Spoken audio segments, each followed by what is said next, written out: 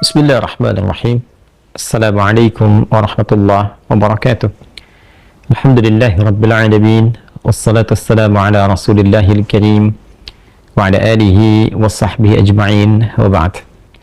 Saudara-saudariku dimanapun Anda berada, semoga Allah subhanahu wa ta'ala memuliakan, menyehatkan, melindungi kita sampai dengan detik ini kita dapat bersua. Dan lebih dari itu, semoga Allah subhanahu wa ta'ala senantiasa memberikan taufik, panduan untuk menjalani kehidupan di dunia ini agar mendapatkan rahmat Allah subhanahu wa ta'ala yang bisa kita bawa pulang menghadap Allah pada hari kiamat kelak, insyaallah. Teman-teman, malam ini di tanggal 26 Oktober 2023 Masehi, edisi spesial yang biasanya kita membahas Aqsa dengan cukup panjang. Kali ini kita ingin berbagi pesan yang sangat singkat, yang dalam singkat ini kita ingin mengingatkan baik kepada diri saya pribadi dan kepada kita semua tentang satu bagian dari ayat Al-Quran yang kiranya penting kita renungi, yaitu Quran surah ke-81 At-Takwir di ayat ke-26, saat Allah subhanahu wa ta'ala berfirman, "Fa'aina tadhhabun?" Maka engkau itu sesungguhnya mau kemana? Ayat yang singkat tapi begitu padat dan sangat mendalam, memberikan satu kesan yang cukup menusuk ke dalam jiwa setiap manusia. Pertanyaan yang datang langsung dari pencipta kita, sesungguhnya engkau mau kemana?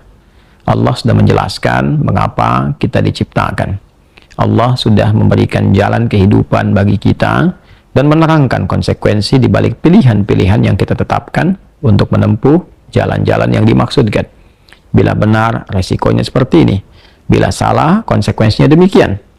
Maka, di antara sekian manusia yang telah mengetahui semua konsekuensi itu, terkadang masih mengedepankan bujukan-bujukan atau bahkan pengaruh-pengaruh nafsunya agar bergeser dari nilai-nilai kebaikan, bahkan nilai kemanusiaan yang telah Allah tetapkan. Ketika Allah menyampaikan, "Tidaklah aku ciptakan jin dan manusia itu kecuali untuk menaati aku, untuk beribadah kepada aku." Jadi sifat menjalani kehidupan di muka bumi ini adalah dilandaskan pada kepatuhan kita kepada Allah subhanahu wa ta'ala. Kepatuhan itulah yang disebut dengan ibadah. Patuh, tunduk, patuh, bahasa Arabnya itu disebut dengan Islam.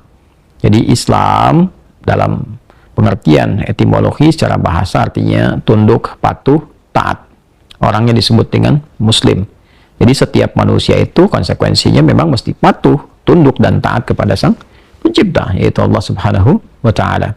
Karena itu ketika Allah menyampaikan di dalam firman-Nya, "Wa ma khalaqtul jinna wal insa illa liya'budun."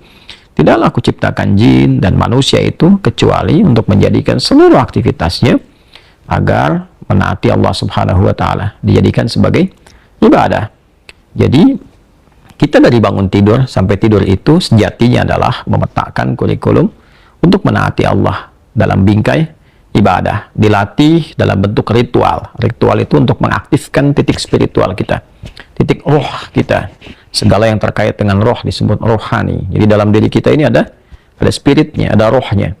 Dan itu adalah titik latihan pertama untuk mengaktifkan ya titik-titik kebertuhanan. Jadi ketika Allah sampaikan, "Tidaklah aku ciptakan engkau kecuali untuk menaatiku." Nah, titik ketaatan itu ya disebut dengan titik ritualnya.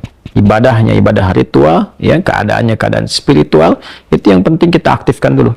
Itu sebabnya diminta kita sholat untuk mengoneksikan diri kita, mengaktifkan sinyal itu dengan Allah subhanahu wa ta'ala, dengan Sang Pencipta. Sehingga ketika terkoneksi, terbangun kesadaran dari dalam diri kita sebagai sebuah fitrah. Nanti kesadaran itu yang akan membimbing bagian dari sifat intelektual kita, titik intelektual, ya IQ itu, ya intellectual question. Kemudian nanti titik fisik kita, physical question.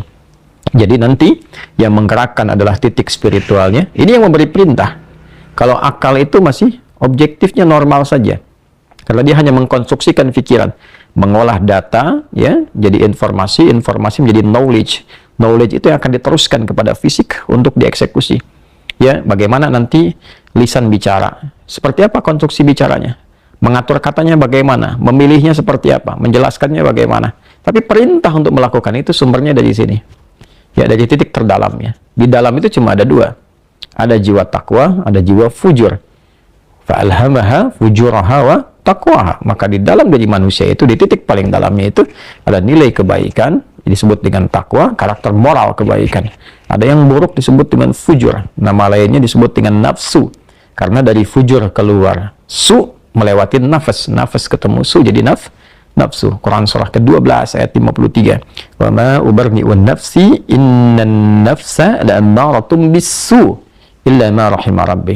Maka semua tindakan kita, menatap, mendengar, berbicara, bertutur, sampai dengan berjalan, ujung kepala sampai ujung kaki, yang kita jadikan sebagai bagian dari perangkat beraktivitas itu, semua tatanannya, perintahnya, kalau tidak dari takwa, adalah dari fujur. Kalau bukan dari sifat baik, sifat buruk yang bersumber dari nafsunya.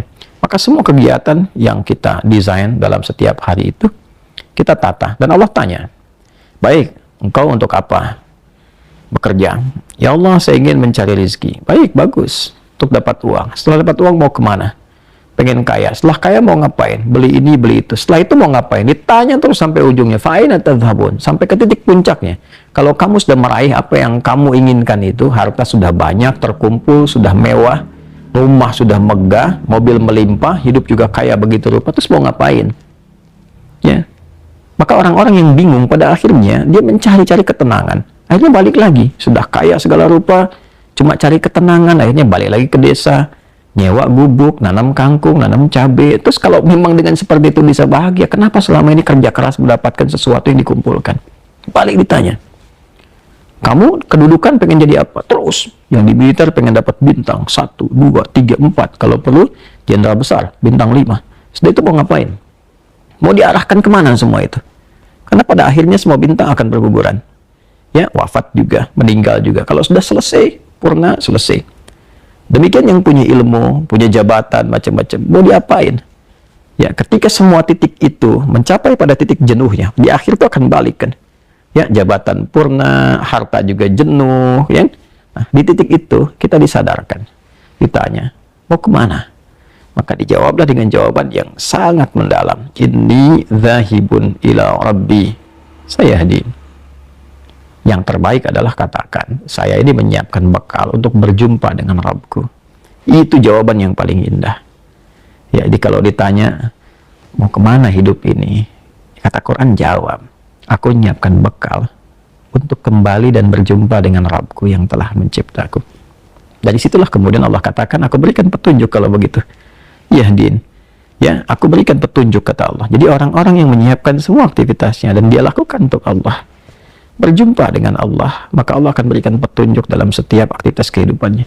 Diberi petunjuk bagaimana mata memandang, telinga mendengar, lisan bicara, sampai kaki berjalan. Sehingga dia betul-betul menjadi pengabdi dari Rabb-Nya yang maha menyayanginya. Pengabdi disebut dengan abdun, jamaknya disebut dengan ibadun. Yang maha menyayangi disebut Rahman, maka disebutlah dia dengan ibadur Rahman. Wa ibadur Rahman alladzina yamshuna 'alal ardi hauna wa idza khatabahumul jahiluna qalu salama. Demikian di surah Al-Furqan itu. Itulah puncak yang mesti kita ikhtiarkan dalam kehidupan, yang kita selalu sampaikan dan komitmenkan sejak bangun tidur. Dan kita katakan, alhamdulillahilladzi ahyana ba'da ma amatana wa ilaihin nusyur. Terima kasih ya Allah, segala puji hanya milik-Mu yang telah memberi kesempatan hamba menjalani kehidupan. Padahal Engkau telah tahan nyawa hamba tadi dalam tidur. Sesuai ajal Kau berikan kesempatan. Hamba berjanji ya Allah, hamba akan menyebar beraktivitas untuk mencari bekal menghadap-Mu. Saudara-saudariku, sedalam, sejauh, sebanyak kegiatan, aktivitas, jabatan yang telah kita kumpulkan, harta benda, pengetahuan, sampai detik ini, apakah betul-betul sudah kita siapkan sebagai bekal untuk bertemu dengan Allah?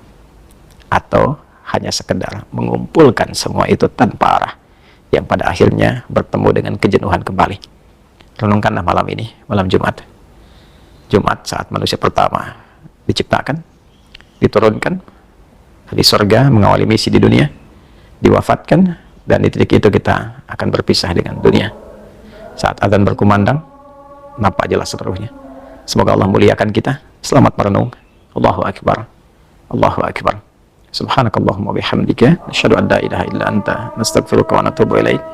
Alhamdulillahirabbil alamin. Assalamualaikum warahmatullahi wabarakatuh.